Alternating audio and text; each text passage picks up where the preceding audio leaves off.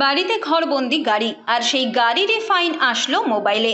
ভুতুড়ে এমন কাণ্ড দেখে রীতিমতো অবাক গাইঘাটার বিশ্বাস পরিবার।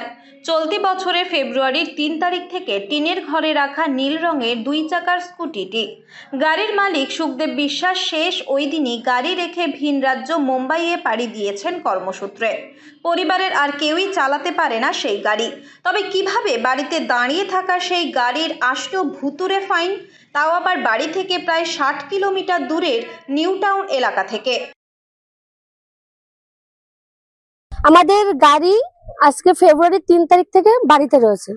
সেই গাড়ির হচ্ছে গিয়ে মানে যে নাম্বারটা ফাইন পাঠিয়েছে এটা হচ্ছে সিসি, আমাদের হচ্ছে বিসি। তাহলে ফাইন দিয়েছে আমার হাজবেন্ডের নাম্বারে, সুখদেব বিশ্বাসের নামে ফাইন দিয়েছে ৫০০ টাকা।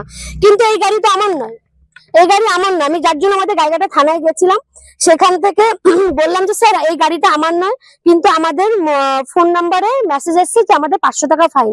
নিউ টাউন থানায় চাইছি যে এরকম ভুল ওনারা ভুল কাজ করার জন্য আমরা এখন হেনস্থা হচ্ছে, এখানে ওখানে সেখানে দৌড়দৌড়ি করে মরছি ওনাদের ভুলের জন্য। ওনারা ভুল করবে, ওনারা মানুষ, আমরা মানুষ নই। এখন এমন কাণ্ড দেখেই সমস্যায় পড়েছে গাইঘাটা বাজার এলাকার বিশ্বাস পরিবার। স্বামী সুখদেব বিশ্বাস কর্মসূত্রে বাইরে থাকায় স্ত্রী সীমা বিশ্বাসকেই সামলাতে হয় সাংসারিক কাজকর্ম। গত ২ দিন আগে ২ তারিখ বিকেল ৪টে নাগাদ হঠাৎই মোবাইলে SMS আসে নিউ টাউন থানা এলাকায় তার গাড়ি নিয়ম ভঙ্গের জন্য ৫০০ টাকা জরিমানা করা হয়েছে। মেসেজ দেখিয়ে রীতিমতো অবাক হয়ে যান তিনি।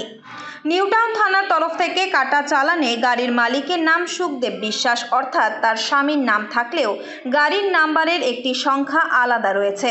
প্রশ্ন উঠছে, যেই গাড়ির নাম্বারে জরিমানা কাটা হয়েছে সেই গাড়ির মালিকের কাছে চালানের রসিদ না গিয়ে কেন অন্য গাড়ির মালিকের কাছে আসলো এমন ভুতুড়ে ফাইন। এরপর গোটা বিষয়টি গাইঘাটা থানার পুলিশকে জানালে থানা থেকে নিউ টাউন থানায় যোগাযোগ করার জন্য জানানো হয়। ইতিমধ্যেই বিশ্বাস পরিবারের তরফে অনলাইনের মাধ্যমে বিষয়টি আরটিও অফিসে জানিয়েছেন সীমা দেবী।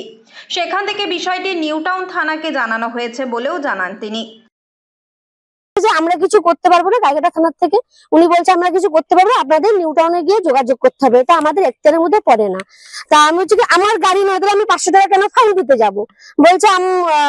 বলছে কি দেখুন এটা আপনাদের সম্পূর্ণ ওখানে গিয়ে করতে হবে। এটাই তো কথা, কেন আসলো এটা? আমার গাড়ি তো আজকে ফেব্রুয়ারি ৩ তারিখ থেকে গাড়ি ঘরে পড়ে রয়েছে, আর ফাইন এসছে ৫০০ টাকা।